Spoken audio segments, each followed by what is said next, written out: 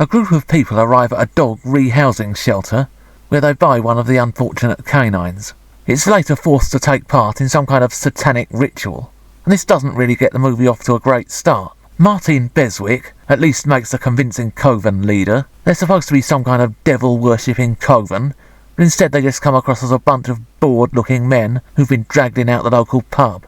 They call upon their deity to, give them a baguette. Well, that's what it sounds like anyway. A little word of advice. Maybe you're asking the wrong person. If you want a baguette, may I make a suggestion as to who to ask? Hear people chanting, feeling hot, hot,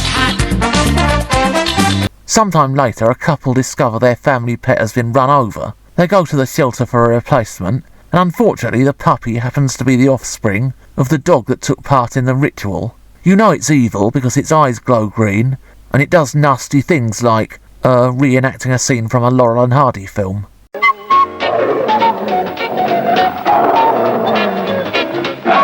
The housemaid, who is clearly a religious woman, can sense the evil in it, but you just wonder what the fuss is all about, because the dog doesn't actually really do anything.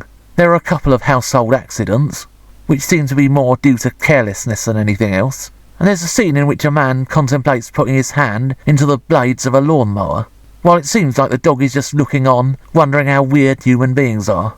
In fact, this is quite one of the dullest possession films I've ever seen. There's also a scene in which the dog lures the lady of the house into the bedroom, after which she seems completely obsessed with sex. Is it me, or is this just creepy in the wrong way?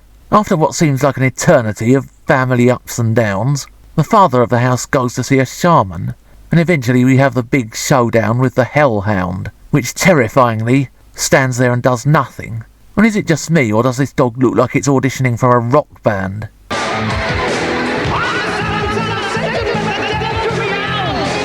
Some years later, the Pet Sematary movies did this whole family pet possessed by evil story much more effectively. Barguest! Barguest! Barguest!